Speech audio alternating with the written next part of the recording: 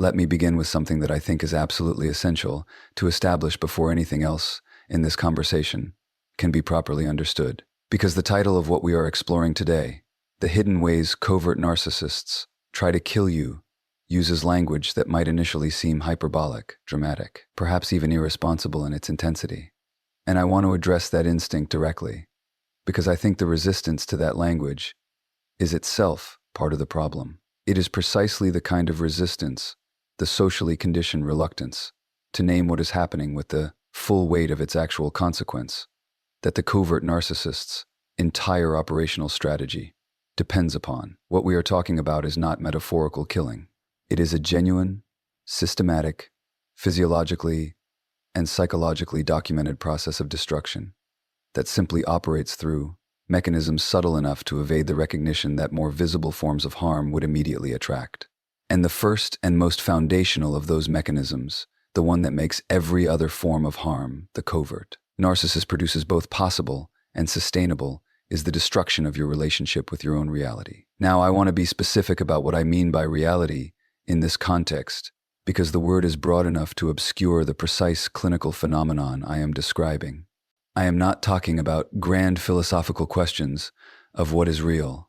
I am talking about something considerably more immediate and considerably more intimate, your relationship with your own perception, your fundamental trust in the accuracy of what you see, what you hear, what you feel, what you remember, and what you know about your own experience of the events of your own life. This trust, which most psychologically healthy people maintain as a largely unconscious, entirely unremarkable feature of their basic functioning, is the foundation upon which everything else rests. Your capacity for self-protective decision-making, your ability to accurately assess the quality and safety of your relationships, your access to your own emotional experience as a reliable source of information about what is happening to you and what you need in response. Without this foundational trust in your own perception, none of those capacities function reliably. And without those capacities functioning reliably, you are in the most precise and least hyperbolic sense of the term, psychologically defenseless. The covert narcissist understands this, not necessarily in explicit clinical terms, though some do,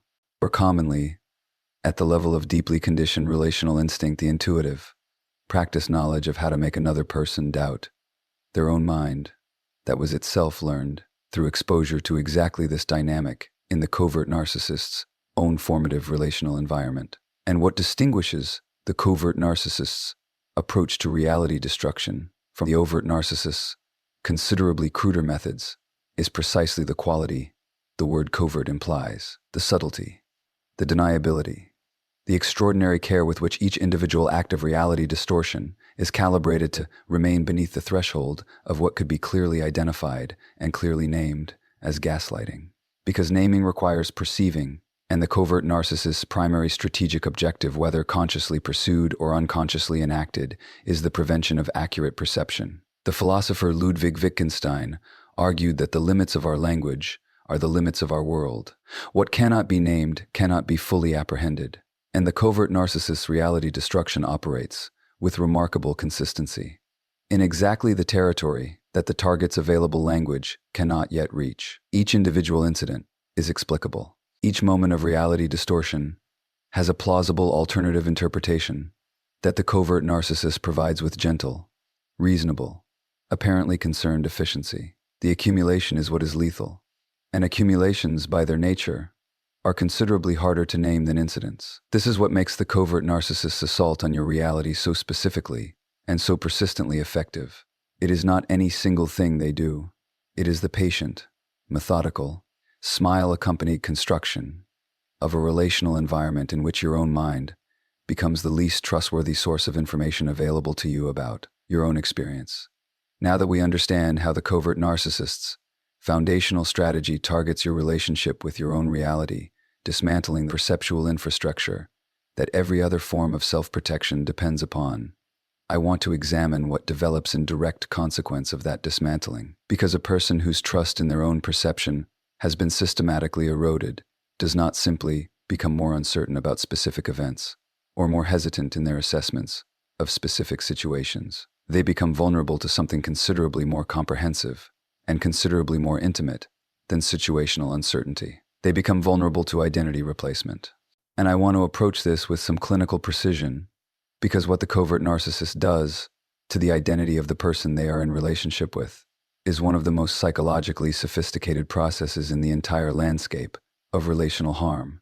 It is not the overt narcissist's relatively blunt instrument of explicit criticism and direct evaluation, the straightforward communication that you are inadequate, unworthy, or deficient in ways that require correction. That approach, however damaging, at least has the quality of visibility. It announces itself as attack, and therefore, however effectively it undermines, it can eventually be identified as the harm it constitutes. The covert narcissist's approach to identity destruction has no such visibility. It does not arrive as attack. It arrives as the most profound recognition most people have ever experienced. Let me explain precisely what I mean by that. The covert narcissist begins the identity replacement process, not with criticism, but with mirroring that extraordinary, precisely calibrated reflection of your own self-concept back at you that we have examined in earlier conversations as one of the most seductive and most dangerous openings in the narcissistic relational repertoire. But in the covert narcissist deployment of this strategy, the mirroring carries a specific quality of attunement that is, in its initial presentation, genuinely difficult to distinguish from the kind of deep, accurate, empathic understanding that characterizes the rarest and most valuable forms of human connection. The psychologist Heinz Kohut, whose self-psychology framework gave us the most nuanced clinical map of how mirroring functions in human psychological development, showed us that the need to be accurately reflected by a significant other, to have one's genuine self seen and confirmed by a person whose perception we trust and value, is not simply a preference or a desire for flattery. It is a developmental necessity, a foundational requirement of psychological health so basic that its absence in early development produces lasting structural consequences for the self-system. The covert narcissist finds this need with the precision of a lock-picking instrument. They provide, in the early stages of the relationship, a quality of apparent seeing and apparent understanding so precisely calibrated to the specific contours of your self-concept that the experience of being in their presence feels like finally being genuinely known. And into that experience of being genuinely known, into the psychological openness that genuine recognition produces, you bring yourself, your values, your aspirations, your deepest self-understanding, your most carefully protected sense of who you are and what you stand for. And then, with a patience and a gradualism that is the covert narcissist's most essential operational characteristic, the reflection begins to shift, so slowly, and through such small individual increments, that no single moment of distortion is sufficiently dramatic to register as the assault it constitutes. The mirror that once showed you yourself begins to show you a slightly different version of yourself. A version that is, in ways that accumulate only in retrospect, into something recognizable as systematic, progressively more organized around the covert narcissist's needs, and progressively less organized around your own authentic truth. And because the distortion occurs within the framework of a relationship, your identity has already significantly organized itself around, because the mirror has been accepted as accurate for long enough that its reflection has been integrated into your self-concept. You do not recognize the distortion as distortion. You experience it as self-discovery, as growth, as the gradual, apparently organic evolution of your understanding of yourself in the context of a relationship that feels like the deepest and most genuine you have ever inhabited, until the day you look in an actual mirror and realize you no longer recognize the person looking back. We have established that the covert narcissist dismantles your relationship with your own reality and then replaces your identity with a version of yourself that serves their needs rather than expressing your truth. And now I want to examine something that operates simultaneously with both of those processes, something that is, in terms of its practical consequence, perhaps the most isolating and most practically devastating dimension of covert narcissistic harm. Because everything we have discussed so far involves what the covert narcissist does to your internal world, to your perception, to your identity, to your relationship with your own mind and your own truth. What I want to examine now is what they do to your external world, specifically to the relational landscape that surrounds you, the people who know you, who love you, who have accumulated enough direct experience of your character and your history to serve as the most essential resource available to anyone navigating psychological harm. The relationships. They go after the relationships, and I want to begin with something that is critically important for understanding why The covert narcissist's approach to relational destruction is so specifically and so persistently effective. Because the overt narcissist version of isolation, explicit prohibition, overt jealousy, direct control of who you see and when and for how long is, despite its considerable harm, at least visible, it presents itself as controlling behavior that can, in principle, be identified and named as such. The covert narcissist's approach to destroying your relationships does not look like control. It does not look like jealousy or prohibition or any of the recognizable markers of isolation that most people have been educated to identify as warning signs. It looks with a consistency that is both remarkable and deeply chilling, like concern for your well-being, concern for the quality of the people surrounding you, concern that your closest friend, the one whose perspective has known you long enough and loved you thoroughly enough to cut through any narrative distortion, may not have your best interests at heart. This concern is expressed gently, incrementally, and with a quality of apparent care that makes each individual expression of it seem not like the component of a systematic isolation campaign it actually is, but like the reasonable observation of a devoted partner who sees something you may have missed. The psychologist Robin Dunbar, whose research on social networks and what he called the layers of friendship produced some of the most illuminating data available on how human beings maintain and prioritize their relational connections, showed us that the innermost circle of genuine intimate friendship, the 2 to 5 people with whom most individuals maintain their deepest and most consistently nourishing relational bonds, functions as the primary social resource for reality confirmation, emotional regulation, and the kind of deeply personal understanding that sustains psychological health through difficulty. This is precisely the circle the covert narcissist targets. Not your broader social network, though, that too is gradually affected. The innermost circle. The person who knew you before the covert narcissist arrived and who carries in their accumulated knowledge of your character and your history the most potent available antidote to the reality distortion the covert narcissist has been carefully constructing. The mechanism of elimination is almost always the same, however different its specific presentations across different relationships and different contexts. A seed of doubt planted so gently it feels like a spontaneous thought rather than a deliberate suggestion.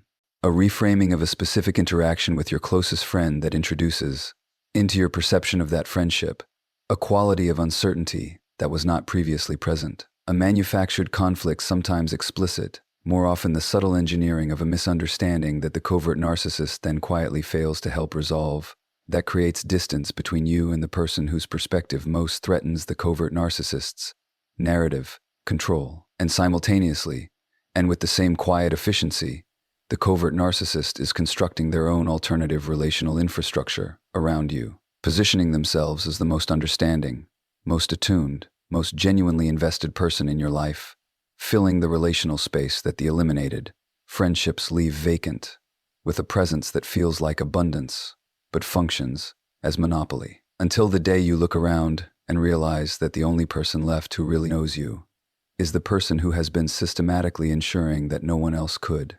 We have traced the covert narcissist's systematic dismantling of your reality, your identity, and your relational support network. And now I want to bring us to something that operates in a dimension of your life that the preceding mechanisms have been, in their own way, carefully preparing the ground for. Because a person whose reality has been eroded, whose identity has been gradually replaced, and whose closest relationships have been systematically eliminated, is a person who has been rendered, through these combined mechanisms, extraordinarily vulnerable to a form of harm that might otherwise have been far more effectively resisted, the destruction of ambition. And I want to approach this with the precision it deserves, because what I am describing is not the ordinary experience of having a partner who is unsupportive of your goals, in the relatively benign sense that most people mean when they use that phrase. I am describing something considerably more targeted, considerably more sophisticated, and considerably more damaging than simple lack of encouragement. I am describing a consistent, patterned, and remarkably precisely calibrated behavioral strategy that functions with the efficiency of a dedicated campaign while presenting itself, in virtually every individual instance, as its precise opposite. The covert narcissist, remember, does not operate with the overt narcissist's visible competitiveness. They do not explicitly declare themselves threatened by your achievements or directly. undermine your pursuits in ways that could be straightforwardly identified as sabotage. What they do instead is something that requires considerably more sophistication and considerably more patience than direct sabotage, and that produces, in consequence, considerably more comprehensive and considerably more durable damage. They become your most enthusiastic apparent supporter, and then they ensure, through a series of interventions so subtle and so individually deniable, that the pattern only becomes visible in retrospect, that the support never quite translates into outcome. The psychologist Martin Seligman, whose foundational research on learned helplessness showed us how organisms that experience repeated, uncontrollable negative outcomes stop attempting to change those outcomes, even when change becomes possible, gives us the neurological framework for understanding what the covert narcissists' ambition destruction actually does over time. What Seligman demonstrated is that helplessness is not simply a response to failure, it is a response to the specific experience of uncontrollable failure. Failure that occurs regardless of the effort applied. Failure that cannot be predicted, prevented, or explained through any stable understanding of cause and effect. This is precisely the experience that the covert narcissist's calibrated undermining of your ambitions produces. Because the undermining does not follow a consistent pattern that your conscious mind could eventually identify and defend against. It is intermittent. It is deniable. It arrives sometimes as the apparently reasonable concern expressed at exactly the moment your confidence is highest. Sometimes as the logistical obstacle that materializes with suspicious consistency whenever a significant opportunity approaches. Sometimes as the emotional crisis the covert narcissist's own manufactured need for your attention and support that arrives with uncanny timing at the precise moment your focus and energy are most required elsewhere.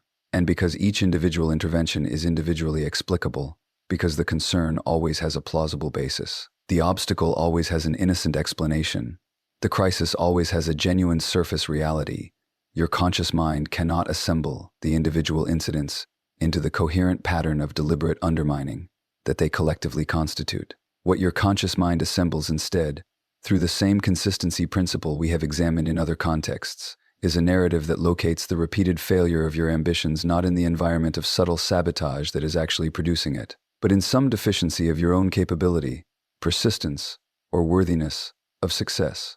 The covert narcissist celebrates your failures with a compassion so warm and so apparently genuine that it functions as confirmation rather than consolation confirmation, that the failure was, as some part of you feared, inevitable, given your limitations. And they mourn your successes with a subtlety so complete that most people never consciously register the mourning, experiencing only, afterward, a vague but persistent sense that their achievement produced less genuine joy in the relationship than it deserved to, until you stop pursuing the achievements that produce that discomfort, not through any single decision, through the accumulated, conditioned, learned helplessness of someone who has tried, repeatedly and with genuine investment, and found that the trying never quite produces the outcome in the relational environment that the effort warranted.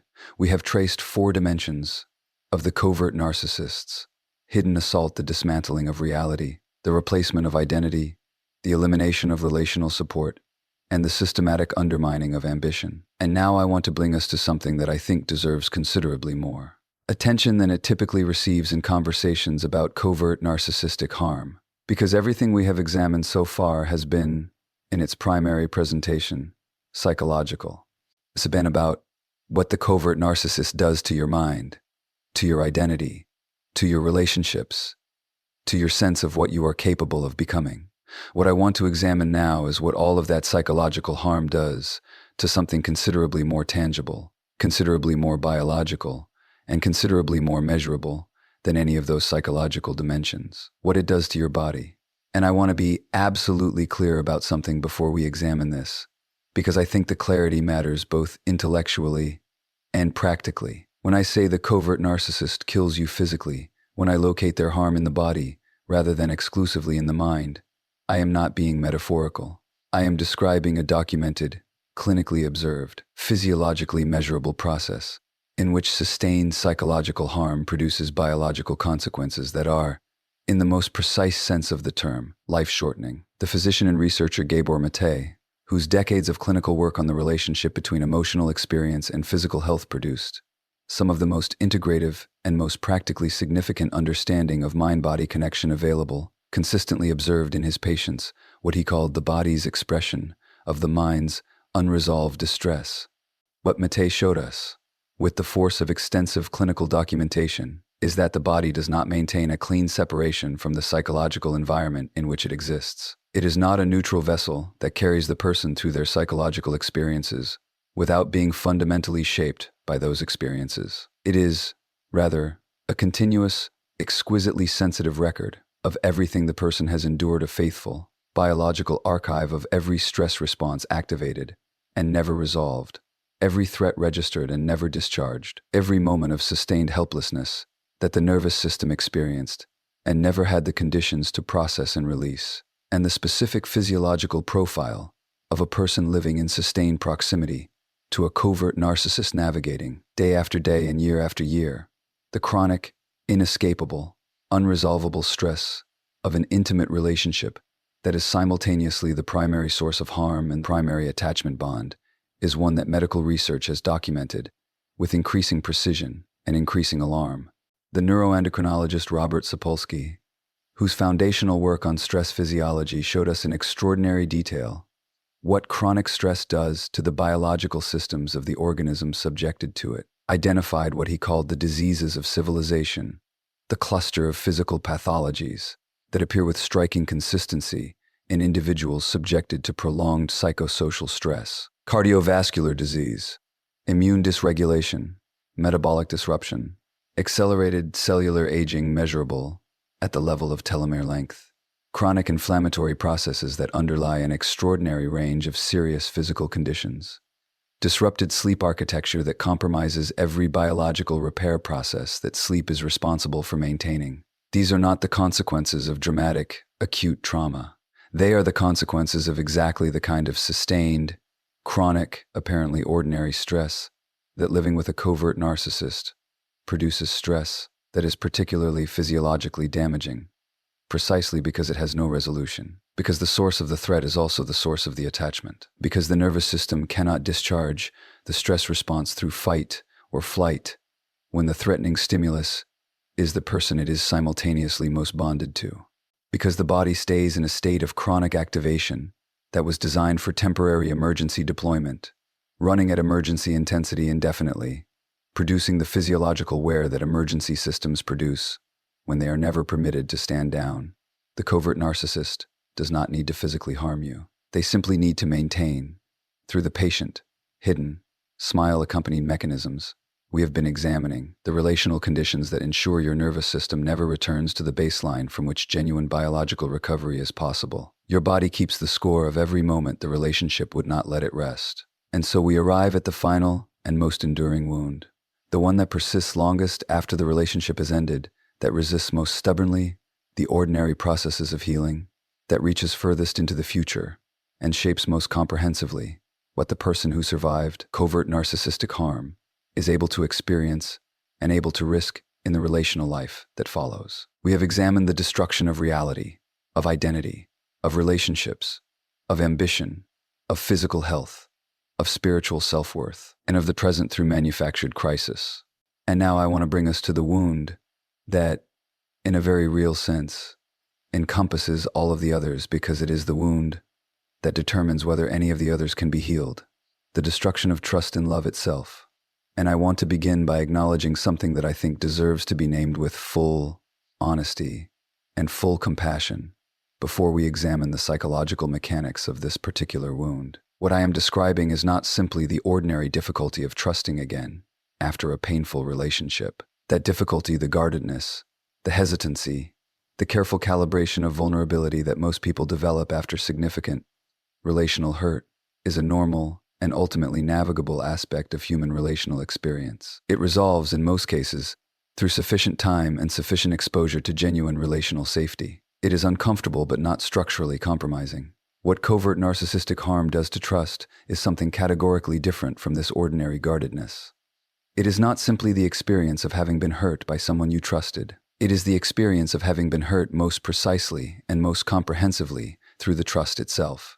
Through the specific, intimate, irreplaceable quality of opening that genuine love requires the lowering of the ordinary social defenses, the sharing of the authentic self, the extension of care and vulnerability, and the willingness to be genuinely affected by another person's reality, and having that opening used, with sustained and sophisticated precision, as the primary instrument of harm. The philosopher Emmanuel Levinas, whose ethical philosophy centered on the encounter with what he called the face of the other, the irreducible, demand-making presence of another person's vulnerability that constitutes the most fundamental ethical experience available to a human being, argued that genuine love requires a specific kind of exposure to the other that suspends the ordinary self-protective functioning of the ego. It requires, in Levinas's terms, being genuinely hostage to the other's reality, allowing their suffering, their joy, their need, their presence to matter to you, in ways that bypass the ordinary management systems through which the self protects its equilibrium.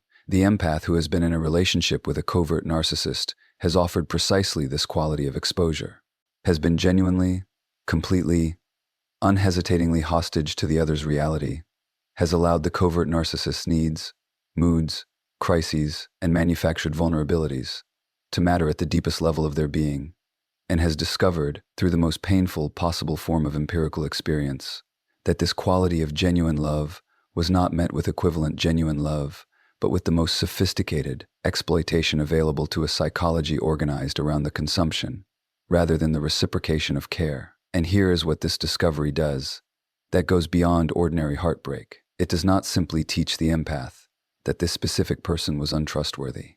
It introduces into the empath's fundamental relationship with the experience of loving genuinely, a question that ordinary relational disappointment does not produce. Not can I trust this person, but can the very quality of my loving, the depth, the openness, the genuine hostage to the other quality of my empathic care, be trusted as anything other than a vulnerability that sophisticated harm will always eventually locate and exploit? This question is the most damaging legacy of covert narcissistic harm, because it targets not a specific relationship, but the relational capacity itself. Not a specific trust, but the trustworthiness of genuine love as an experience worth risking. And a person carrying this question, however unconsciously, however quietly, however much beneath the surface of their continued willingness to engage in new relationships, is a person whose capacity for the full depth of genuine intimate connection has been structurally compromised in a way that ordinary healing processes do not automatically reach. But here is what I want to leave you with, because I think the ending of this conversation matters as much as everything that preceded it. The question the covert narcissist's harm introduced into your relationship with love is not unanswerable. It is not the final word on what love is or what it is capable of being when it exists between two people who are both genuinely capable of offering it. It is simply the most important question your healing now needs to address, not by suppressing it, not by pushing past it with determined optimism, but by sitting with it honestly until the accumulated evidence of your own recovering life begins, quietly, and then with increasing conviction, to answer it. They did not just break your heart, they made you question whether having a heart that loves that deeply was safe at all. And the work of your healing is not to love less. It is to find the proof that loving fully was never the problem, only the person you offered it to.